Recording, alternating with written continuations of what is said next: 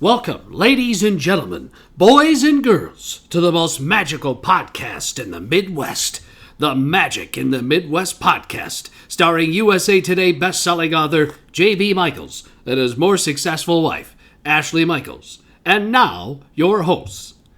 Oh man, thank you so much, announcer. Yes, I am J.B. Michaels, USA Today best-selling author. Just finished a draft of another book, which I'm very excited about. So that more news on that coming up, ladies and gents.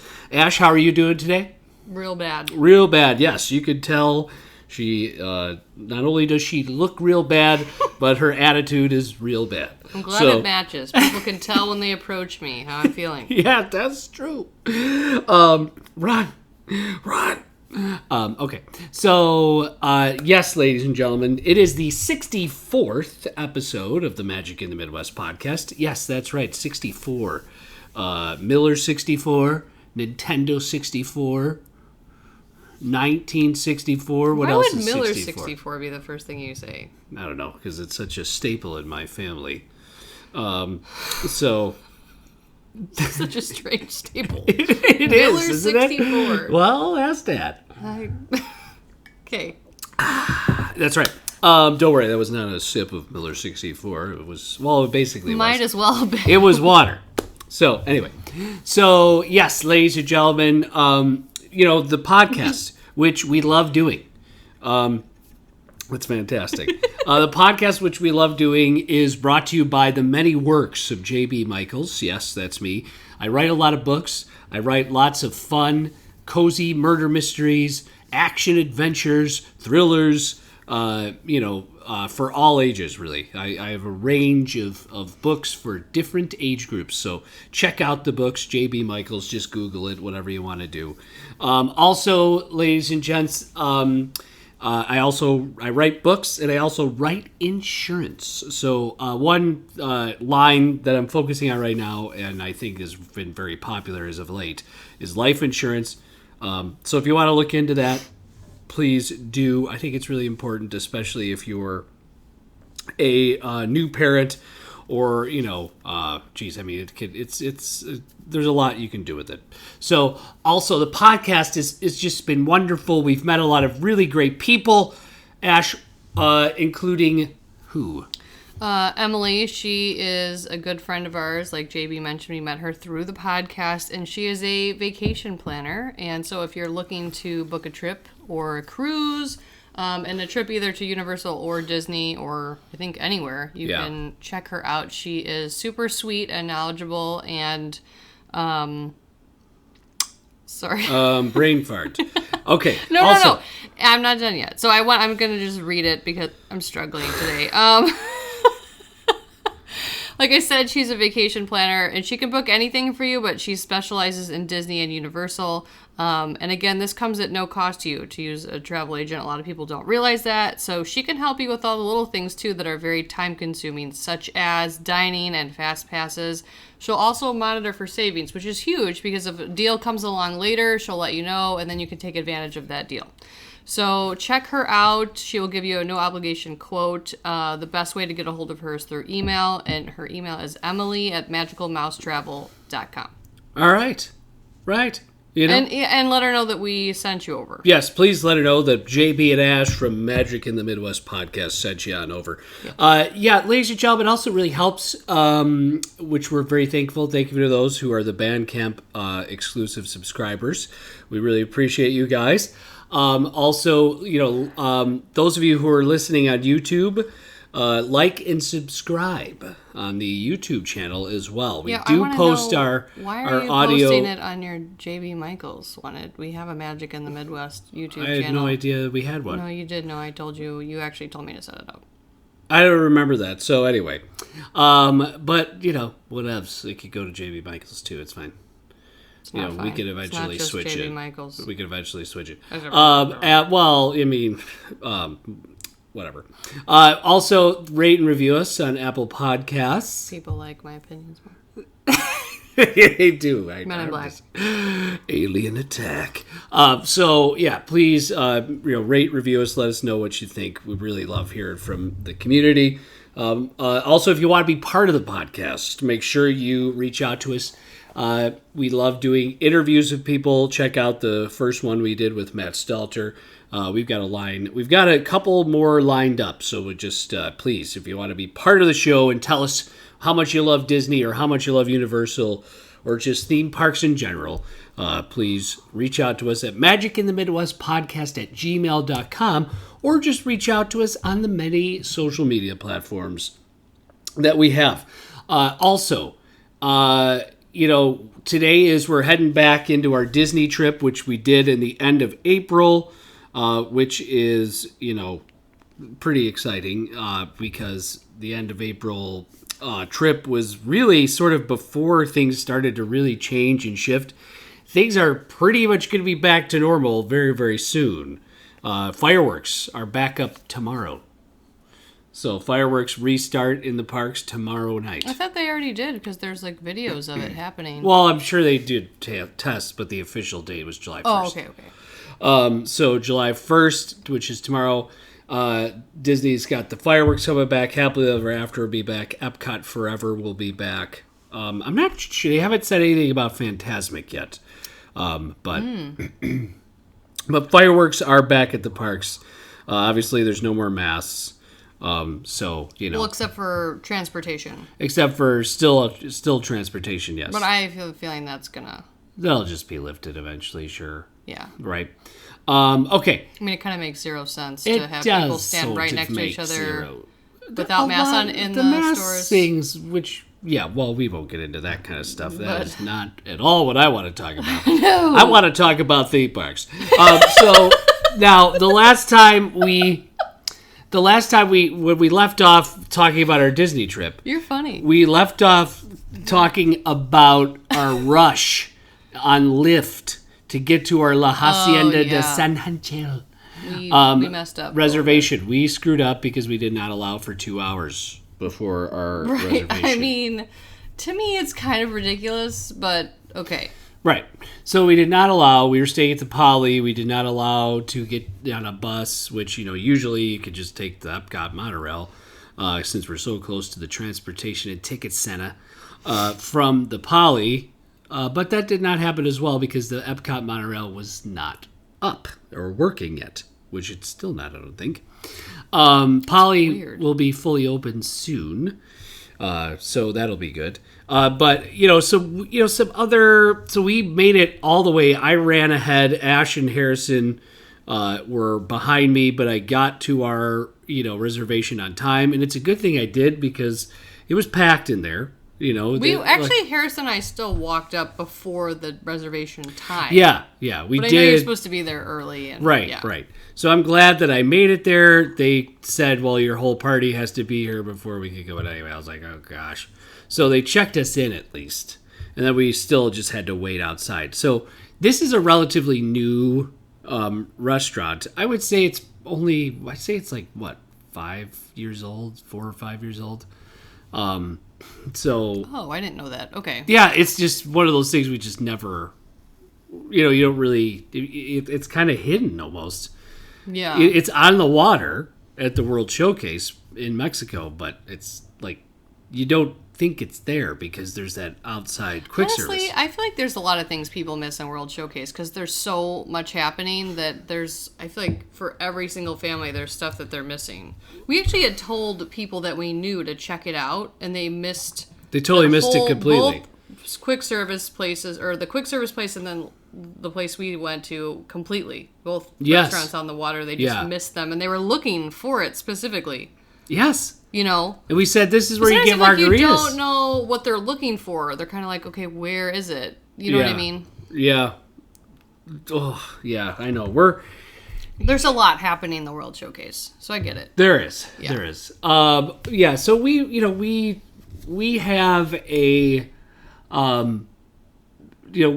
I always have a goal when I go to World Showcase. We've talked about this before, but I always have a goal to try and get into more of the World Showcase. But right now in Epcot, everybody's in World Showcase because Future World is a disaster right now. Which, I mean, it's always a disaster. But right now it's a disaster because all of the walls that are up for construction. Yeah, I mean, it's like a maze. We talked about it. It was a maze. So, like, we got there. Everybody is pretty jam-packed in a World Showcase. So, which I think that's usually the case, but like more so. Yes, even more so. So our meal at I'll be honest with you, I don't remember what I got. I don't either. I was just trying to think of what it was. I think maybe I got a steak tacos. No, we didn't. We couldn't get tacos. Remember? Oh yeah, that's right. There were no tacos. Steak? I got some sort of steak. I don't remember. I don't know. Okay, so that's not good that we don't really remember what we had. No, I remember the margaritas. Yes. And then I also don't remember them. That's what we had. Ash and I had 2 margaritas pretty quickly. Mm-hmm. And we were both... We don't normally do that. We don't do that normally. No. But we had... we had it pretty quickly, and it was... Could tell. Pretty interesting.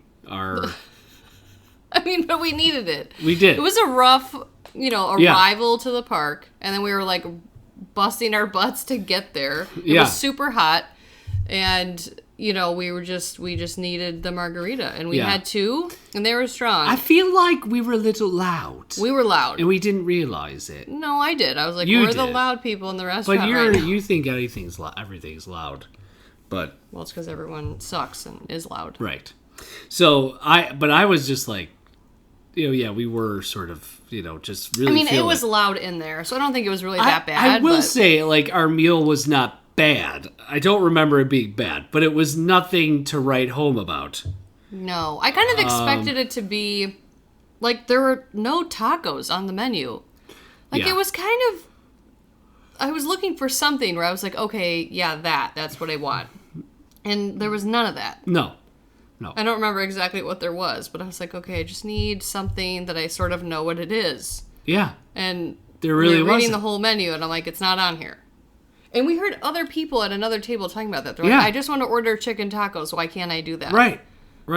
Because we're used to up here. There's nice Mexican restaurants that still offer tacos. Well, I mean, tacos kind of. I mean, you would assume if you're going to a Mexican restaurant that would be. I guess they're trying to. But I mean, a lot, get people not to just try tacos, different types but just of like Mexican you're not. food. We didn't see I didn't see any sort of salad or quesadillas or like anything that would be a little bit more like or burrito. Like there was none of that. I don't feel like. Yeah. Right? Yeah. It was all a little bit less familiar type items. I don't know. Yeah, it was. It really was.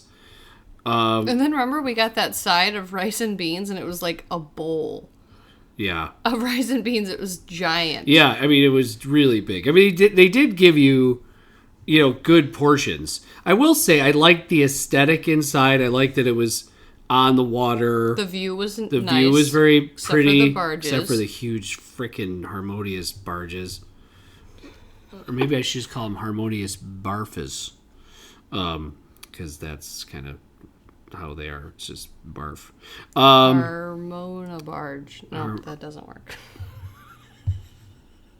It doesn't. Okay. I was like trying for you, and I was like, no, it doesn't. It just doesn't. I'm not going to go with you on that one. So I'm looking at the menu here, Ash, for La Hacienda. Bargias. No, okay. And the dinner. Maybe we were wrong. I think it was. I wonder if the menu's different. No. This is what they offer. Okay. And everything's very expensive, by the way. So, we spent.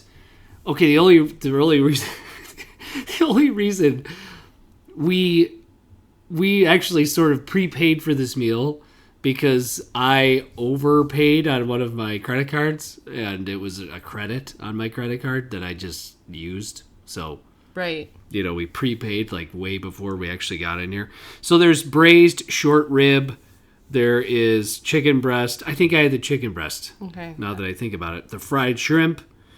Now they have shrimp tacos. No, they did have shrimp tacos, but you and I are both not seafood people, so right. That was there. Flake steak, plant-based chicken enchiladas.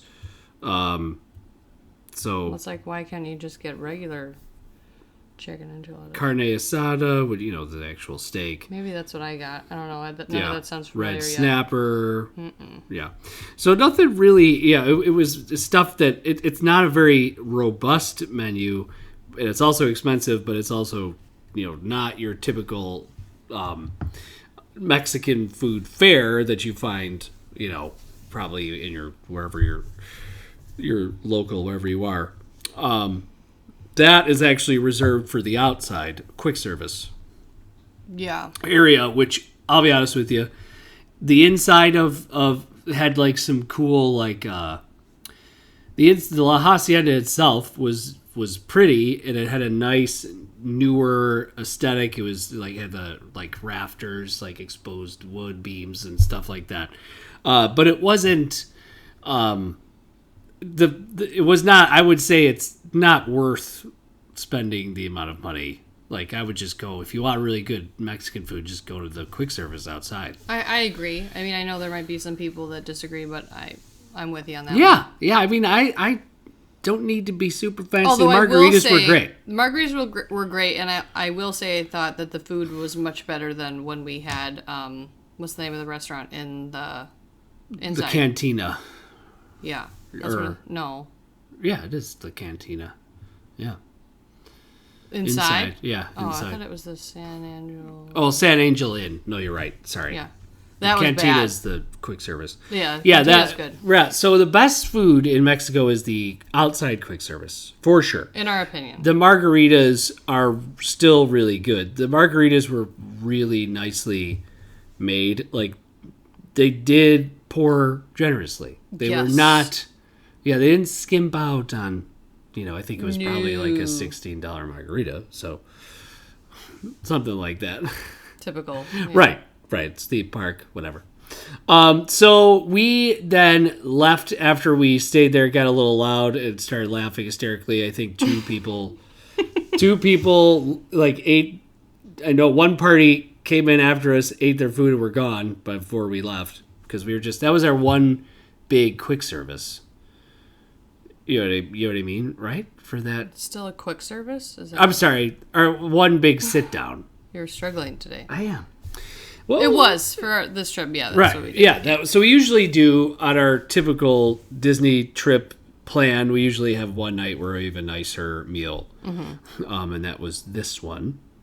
And then what else did we do? And then we waited for Frozen, right?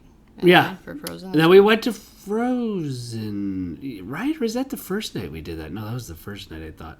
No, because remember the first night he didn't want to do that, and we're like, oh, we're coming back, we'll do that. Oh, okay. So we did Frozen Ever After, which was really weird. We did. I remember we walked out and we walked crazy. To the right, and we went all the way back in the line for Frozen. The line was so long that it put you in the expansion pad that's between, Norway and China. No, we were we were like into China, I felt like, pretty much. Right. Yeah. Right. It was crazy. We didn't actually wait that long, but we didn't. It was like 35 or 40 minutes. It was because of the social distancing. It didn't wait long, but it just felt long. At that time, we were still doing all that. Right. It was like 6 feet between everyone, and we didn't, yeah. Right. And then after that, we went, we did... Soarin' and... No, didn't we do... the Rio del Tiempo? Yeah, The Grand Fiesta Tour? Yes. We did, because remember we waited in line to get into the Mexico Pavilion. Yes. And then the Grand Fiesta Tour was missing the audio animatronics of the Three Caballeros, which are now back, but they were getting refurbed or something when we were there. Or maybe they just didn't want to pay for them to work or something. I don't know. So they there have been videos of them back now and how well they're moving. So good. So they refurbed them. Okay, good. So that's good. And then what else? And then we went over, and then we, much to my chagrin, our entire Epcot trip this last time at end of April, we did not even make it over to France or to the UK or Canada. Like we didn't. Well, even go here I'm going to there. say why I feel like Harrison is 6. The last, he was 5 and when we went the trip before that, and we did not bring a stroller either of those times. Yeah. So we're kind of relying on his little legs to go around. In Epcot, we noticed that the most. So we thought about more as we were moving around, like, do we want to walk all the way around to the other side? Because he was already feeling it after we got out of the cab or the lift, just to walk in and walk all the way over to World Showcase. So I think it was more that than anything. If it had just been you and I, we would have done it. And the crazy, I think that's the first time in my life I never made it over to that side of World Showcase when I was at Epcot. That's just crazy. But it's fine. We're obviously going to be back. But yeah, I mean, I will give Harrison credit. He was awesome. He was great the whole time. Oh yeah, like the kid stuck with us the whole time. He had just turned 6. At that point. He did when he was 5 too. Right, but it was hotter this trip, and it's a lot of walking for a 6-year-old. Yeah. So then we just went and did our another round of Test Track and Soarin', and then after we had our second Soarin' trip. We did go and hang out by the Imagination Pavilion and just kind of sat up there for a while. It just relaxed. Mm-hmm. It was really that was nice. really great. Yeah, there was nobody around. Literally no one. So we had like a pretzel, then we grabbed a soft Yeah. because I don't think there was really anything for Harrison to eat at the restaurant. So we grabbed him a pretzel. Yeah. And then we just sort of, took a mass break while we were eating it, and then we sort of ran around and goofed off, and it was the sun was setting. It was great. Yeah, it was a very pleasant way to just relax in Epcot and and just be, just be like exactly. Look at the ball. Right. Mm-hmm. Yeah. So it was just a nice, it was very, very nice, And then let's see what else. Honestly, that was one of my favorite moments of the trip. I mean, it's always great to get on rides and see Harrison's reaction and experience things again with him. Right. But those moments where we're just in that setting and it was so empty. We're looking at a picture of it right now. Look at how white we are there. Just very pale. You're very pale people. Yes.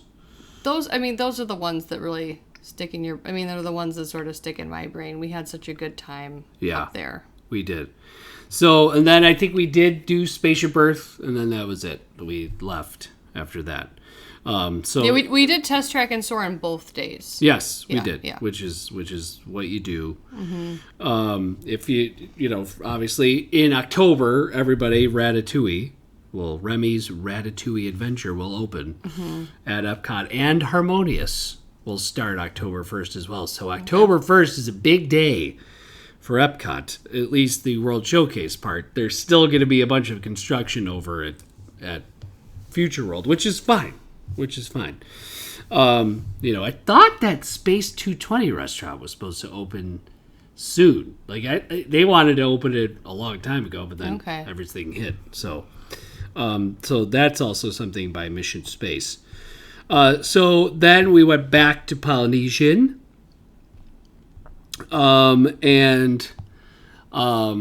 Did it start happening already, or did we have one night where it was spared at the Polynesian, or did it start the actual first night? No, it started the first night. Oh, gosh. Okay, so we have to talk about it. So we somehow, like 2 trips in a row, somehow had really awful, horrible neighbors. Like it was just the weirdest, bizarre thing in the world. This is by far, I think, our worst experience with neighbors at and Disney. Guys, we're Polynesian is Polynesian. Like it's a lot of money to stay at the Polynesian. Mm-hmm. You know what I mean? It's a decent amount of points to stay at the Polynesian.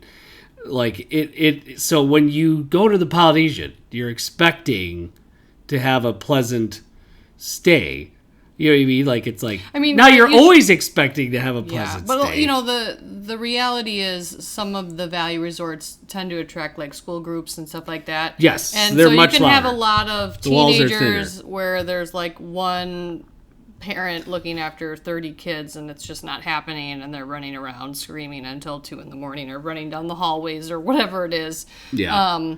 So, it's just less probable Right. at, resorts like the Polynesian. That's a generalization, but it was, our experience was real bad. We had one other experience at Old Key West when Harrison was really little, when he was 5 months old, where I don't really think they were trying to be that loud. It sounded like a bachelorette party maybe above us. They weren't being loud, but they were wearing their heels, their high heels. Yeah, at Old Key West. As they were like walking around, and so that and the floor above us in the room above us, and that was very annoying. But yes. I don't think they realized that. Yeah.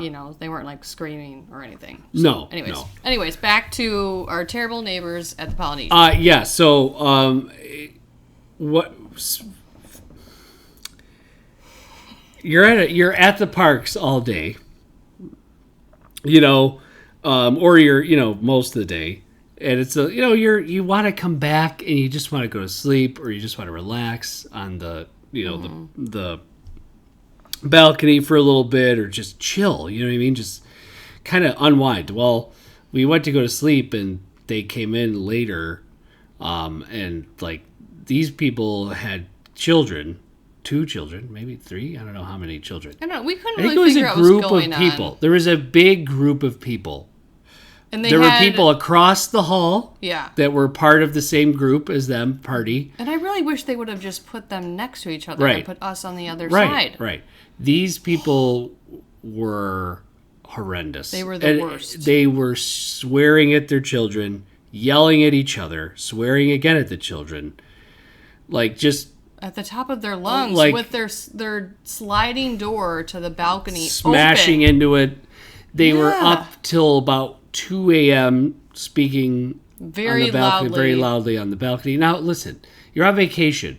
You could do what you want, right? I mean, I get that to an extent. It's a shared space, but you also have to realize, yes, there are children at Disney World. Yes, there are other people around. And yes, maybe you shouldn't be super loud on the balcony super late at night. Well, there's a line between like hearing kids little pitter patter around at 6 o'clock in the morning because everyone's kids are up at 6 o'clock in the morning and being like shh, or them talking outside at a normal level, or having a louder comment or two like no, don't do that, or whatever. Okay, we've all been there. That's normal. I'm going to use the word normal even though we're not supposed to use it. Okay. This was above and beyond inappropriate and rude and like just ridiculous and uncomfortable, to the point where I always bring Harrison's noisemaker because that's what he sleeps with, and it helps kind of, drown out the sounds from coming from other rooms and stuff like that when we go to sleep. They were talking so loud on their balcony with Harrison's noisemaker on and my sleep buds, and I have like sleep buds that I wear because I am a light sleeper. I could hear exactly what they were talking about till 2 o'clock in the morning. And it's so loud that the people below them came out yelling and said, could you please be quiet? Yeah. They yelled at them. Our neighbors yelled back at them, and then that person then yelled back up, and then someone else yelled at them. It was crazy. Yeah, I mean, wild. And we'll talk more about it as the days continue. But that was our first experience at our first night at the Polynesian. So that was not great. So we were exhausted the next day. Right. So we were pretty exhausted. So, all right. So let's get back to the park. So the next morning was, what is so amusing? It was the stories from Office Ladies pod. Behind the scene photos are funny. Of funniness. Yeah. Okay. So, what were we saying? Oh, yeah. The next morning, we tried to get a boarding group. That was our next day was our Hollywood Studios day. Yeah. Tried to get a boarding group at 7 a.m. Failed, just like we failed the last time in January. We're talking boarding groups. We're talking about, obviously, Rise of the Resistance. So we did not get it. So we we didn't go in right away, did we? No, because we knew We had time. we knew we had time. For those of you that don't know, the first boarding group, the 7 a.m., like the first shot at getting a boarding group is 7 o'clock in the morning. And for that one, you can be anywhere, right? You can try from anywhere. There's another chance to get one at 1 o'clock. I think it is? Or is it 11? 1. 1 o'clock. But the 1 o'clock one, you have to be inside Hollywood Studios to get it. So now that we knew we didn't get the 7 a.m., we didn't have for sure a boarding group, we decided we're not going to wait and be in the park all day. Right. So we kind of like chilled out that morning and went in, I think, around 11? Yeah, it was 11-ish. 11-ish. Maybe. Yeah, so we went into Hollywood Studios. Because I wanted to make sure we were at least in the park, like you said, to make sure we get that boarding pass, which, thankfully we did. So then we went on Mickey and Minnie's Runaway Railway first. And then I think we did the rounds. We did Star Tours. We both did Rock and Roller Coaster. But we swapped. Right, we swapped. We child we swapped. didn't do that last time. Which is so great and fantastic. Oh my gosh, so great. You know what? I'm going to say something though that's going to age me. For the first time last trip, I felt roller coasters a little bit more. Like I liked them. I liked them the same amount. But like when I got off the ride, I could feel it like in my neck a little or in my back. Right. Like I could feel it. You can feel it. Like an old person. Yeah. Yeah, like a little bit. You are an old person. Yeah, yeah. Yeah. Especially my long neck, like on Space Mountain. Yeah. Like I felt like it was hard to hold. Like Your I was head, really straining my neck to keep it. You guys, if you don't know, I mean, Ashley's neck is super long. Like, I mean, it's just a very long neck. When JB and I stand next to each other, it's like I have a very tiny head and a long neck, and JB has no neck and just I have a very big head. Yes. People don't say I have a chin either. Like I barely have a chin. Jowls. I just have jowls. Thanks, appreciate it. Jowls. Well, you're talking about my giant neck. Well, your neck is like a sauropod. Brachiosaurus and Apatosaurus. Stop. A leg. A diplodon. Diplodocus. You know what your son did? Not Side Diplodon. story for the whole Diplodocus. For all the listeners. In Home Depot today, Harrison goes, "Mom, what's this from?" "We're not gonna make it." From Dinosaur. Black sheets, everyone. That ride is magic. It is really magical. It is. Left, right. Dark sheets, black sheets, for all. So love it. What else? So we had a So that was the last ride we did before we got lunch. Yeah, we got lunch. We did commissary again. Guys, if you're trying to get a boarding group, that's where you need to be. It's a good spot. Yeah. We read that somewhere too, and it worked for us the time before. Yeah, and another good spot for the Wi-Fi, the in-park Wi-Fi, if you're trying to use that, is by Disney Junior, the Disney Junior area, which is Animation Courtyard now, or the old Animation Courtyard. Okay. So that's another good spot. Pro tip to try and get a Rise of the Resistance boarding pass. One thing we're gonna. We had a nice, then we kind of went to Toy Story Land, and we hit up all Toy Story Land. We did everything at Toy Story Land. After we had lunch, I think that's where we went, right? We didn't do Slinky Dog, because I did that by myself, right. Remember? Yeah, we spent a decent amount of time in Toy Story Land this time. And we did Aliens, Swirling Saucers, Toy Story Mania, and then we must have moved over to... You know what, though? I feel like we did... Rock and Roller Coaster after we got. Oh yeah, maybe we did Rockin' and then we went back over that way. Yeah, maybe you're right. I think we did. Because I was like, you know what, we should go do that. Not that it matters, but I think we did that afterwards. And then around 4:20, I've got a picture of us waiting in line for Swirling Saucers. Okay. And then after that, that's when we went to take the break. We took that break in the big theater. Remember? Yeah, at Indy. Because at the time, that was a place where you could go a resting and area. I think it take still your is. mask off. Okay, Yeah. so maybe it still is, but now you don't have to take your mask off because you already have it off. Yeah. But that was nice. It was really cool in there and all shaded, and you could just go in there and relax, and that kind of helped. Yeah. And then we went into Galaxy's Edge, and I will say that the night of April 27th, 2021, we had a really wonderful time. It was at awesome. At Galaxy's Edge. It was Disney magic. I think it was what they meant for you to experience when you were there. We could not have had a better. It was a really great experience. The only thing we didn't do the lightsaber thing, but you guys, this was wonderful. The first thing we did when we went in there, we did Smuggler's Run. But what was cool about this time is they just let us have our own Millennium Falcon. Like, we did not share it. Where there's 6 seats inside the cockpit of the Falcon, and they did not put us with 3 other people, 3 randos. So they just let us be with our family. Which was nice because Harrison got to pilot, and we didn't really have to worry Also, about Harrison's him shy.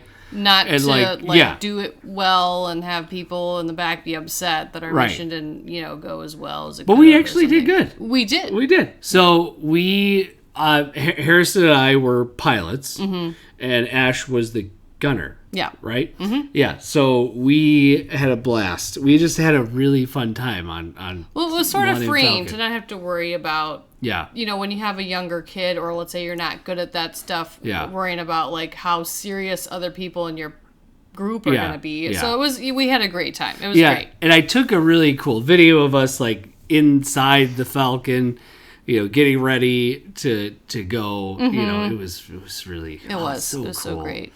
The Millennium Falcon is just... It is. So I love cool. Smuggler's Run. I mean, it's a really fun experience. I like the line queue, too. Yeah. It's really good. Smuggler's Run is well done. And then we were able to go to... Then it was time to get to our Rise of Resistance. Mm-hmm. And man, what a ride. What a ride. So good. It's not even a ride. It's an experience from start to finish. And I'm not going to go into spoilers, but we had a different experience this time. We did. Because we were we went off in a different branch. So we did have a slightly different experience than the time before. And what an incredible experience from start to finish. Disney Rise of Resistance is just, it's awesome. Like I want to go experience it again. I just really, really enjoy it. And the line queue for that is really neat because you're going into the rebel base inside the forest of Batuu, and you go past all of the guns, the lasers, the pulse rifles, the pilot costumes, everything. Super Star Wars, right? It's just really cool. Mm-hmm. And then after Rise, we headed over to the marketplace. Oh no, we ate. We ate first. We had. Oh yeah. Yeah, we went to.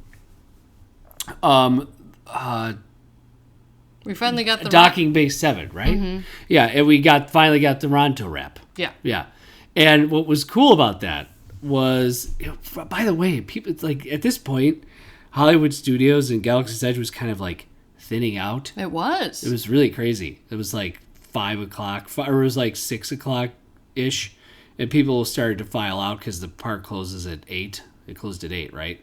I think 8. So. Yeah. 7 or 8. One of those two. I think it was 8. Yeah, it was 8. And we just went into Docking Bay 7, and I was talking about, I was talking to the people that were taking our order, or I was picking the order up from, and I said, "Oh man, you guys are lucky you're inside." And they go, "Yeah, I mean we have 3 sons here." Awesome. They were totally in character. Without skipping and it was like without skipping a beat, they just looked at me. Yeah, no, we have 3 sons on Batuu. And I was like, this is amazing. And I went with it. I just kept going with it. Oh, Yeah. that's right. I didn't even think about that. I just kept playing off it, riffed off of it, because, they were very convincing. Like that's their job, which I love. I just love that. So that was really kind of cool. And Harrison at this point in the night was super Silly and super silly and just super loving where he was. Like, because he was just, there was no better place to be than Galaxy's Edge. The three of us there, we were just in our element. Right. It was great. It was silly. It was fun. It was a good time. So we had a blast. We had the Ronto rep. How was your Ronto rep? Did you like it? I loved mine. I got the, you didn't get the coleslaw I should on have yours, gotten that one. which I'm not a huge coleslaw fan, but coleslaw. I'm not a huge coleslaw fan.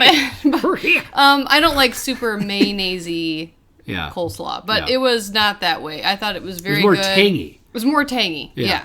It was really good. I would definitely get it again. Yeah. Mm-hmm. I like the Ronto wrap too. It was good. I need to have it with the tangy slaw because I just didn't. So I'm pretty sure mine was probably more plain and didn't have as much flavor. But I'm going to try it what again. Else is but I liked besides it. the hot dog? There's another different kind of meat on there too, isn't there? I don't know. Like some sort of gyro meat or maybe some I don't know. It's good. Whatever it is, it's a really something. Yeah, it's tasty. Yummy. Yeah. Yes.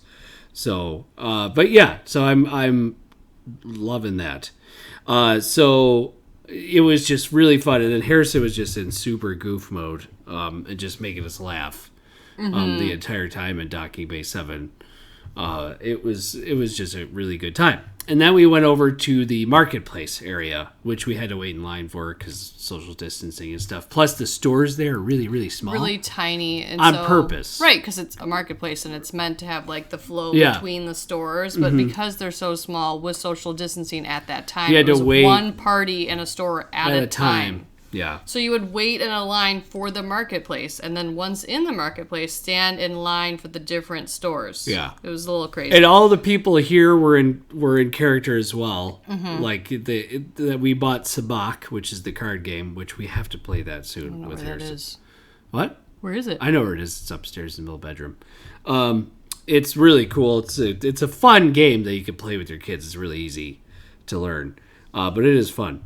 And so we bought Sabak, but it was neat about the marketplace at Galaxy's Edge was that it wasn't like your typical souvenir shop situation.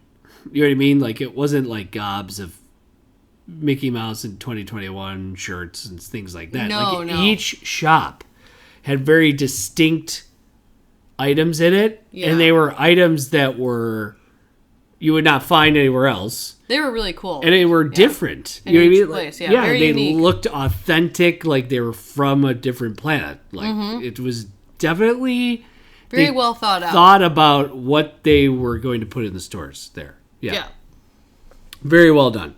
And then we, the sun was kind of going down at this point, and it was very pretty in the area. And then it was time to go and do our finale for the evening at Galaxy's Edge, which was already great. It was beautiful outside. It was nice and cool. It was cool a little bit.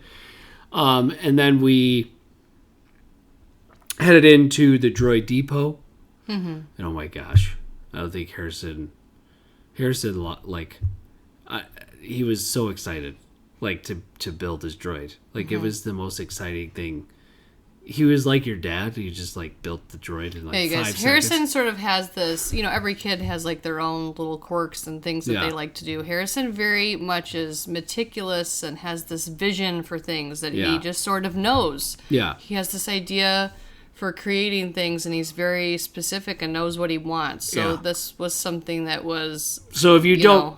what happens is you go in, you tell the guy what droids you want. You could build an R2 droid or a BB droid, so R2D2 or BB-8, and then make your own version of them. And then what you do is you go to a conveyor belt, and it's just all these parts to the droid, and you have to pick out each part. You have to pick out like 5 or 6 parts, put them in your basket, right? So you could spend some time doing that, like specific colors of the legs and the head and the panels and all this really cool stuff. And then you grab it and you take it over to where you actually build the droids. There's like drills that hang over, like power drills. Mm-hmm.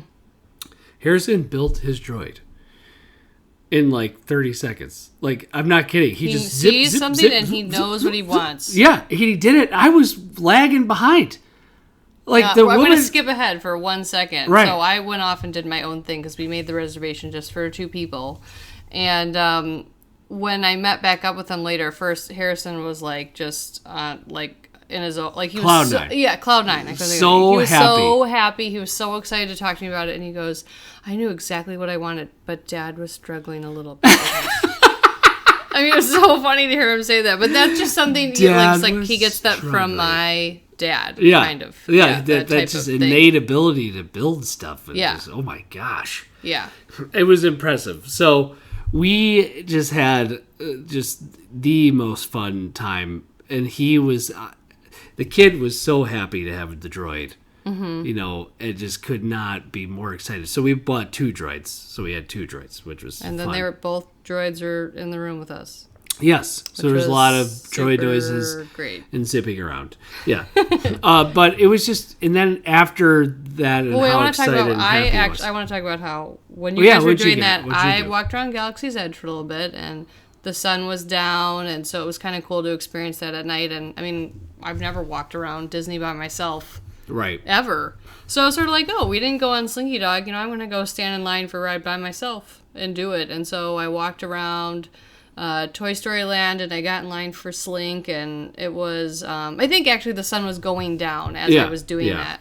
And so that was sort of fun, just to stand in line and take it in. And by yourself. That was the first time I had been on Slinky Dog at night, too. So that was kind of cool to experience. I, got to see everything, those string lights they have in Toy Story lit up, and it was definitely a cool ride at night. And every time I've been on that ride up until this point, I've been next to Harrison and like trying to hold his head from like falling off his body. So I actually enjoyed it a little bit. A little bit more. Yeah. Because you can let go a little bit, I waited quite a bit because they stopped the ride for a little bit. But then after that, I still had time. I walked back into Galaxy's Edge and I just walked around. I know. And then I sort of just took it in, and then I found a spot that was close to where you guys were building the droids and just sat down and just sort of watched people walk by, and it was really peaceful and great. Yeah. And then the way that so after we found you, we came back out. We had our droids in these cool, like, they tell you, you ship them home. And man, they said it was going to be like a month, but they were at our house in 3 days. Yeah. It was crazy. So like, you got these, they put you in these really nice, cool, customized boxes for your droids, and the droids like talk to each other. There's chips inside of them. Yeah, if you get 2, it's kind of neat that they interact with each other, which is really cool. Also, the droids interact with Galaxy's Edge as well. So you go around certain spots and they respond to things. We walked out, we took a cool picture. We actually FaceTimed Dylan because I know he was excited to see our droids into Galaxy's Edge. It's our nephew. Our nephew, yeah. And then we just took a picture of the Falcon at night, and guys, Galaxy's Edge everything at Disney at night is just I amped love up. Disney at night. Right. It's so great. So it was beautiful. Like the way they had the Millennium Falcon lit up. During the day I kind of want to just die. But. Right. Oh gosh. Yes.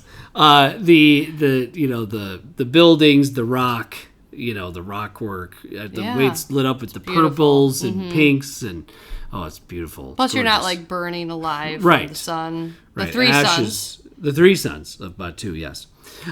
So it was just Harrison was just beyond excited.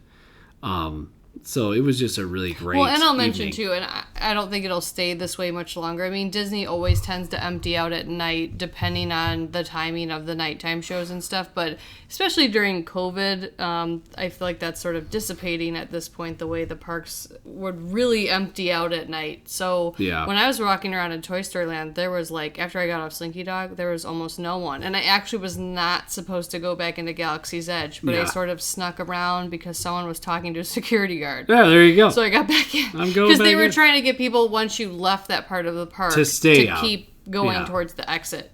So, but when I got back into Galaxy's Edge, I mean, there was almost no one in there either. Yeah. It was just, it's, you know, because when do you walk around Disney and it's not crowded? Yeah. You know, and that's true. Not 1 o'clock in the morning, extra hour, whatever that you're paying for. So that's also something cool that we experienced. Because, you know, the trip before this, we weren't staying out super late. A lot of the nights here, we stayed out now, not late, but as late as the park was open. Yes. And walked out with other people that were, you know, it kind of felt more sparse, which was kind of cool. Yeah. Yeah. No, it really, it was just a really great night. It was just really fun. So, all right, ladies and gentlemen, that is going to be all for our end of day 2 and into day 3 for Hollywood Studios and Galaxy's Edge. Please rate and review us at Apple Podcasts. Like and subscribe us on YouTube. Rate and review us, whatever you got to do. Share. We love you guys. Check out those Bandcamp exclusive episodes. And ladies and gentlemen, from the Midwest, see you later.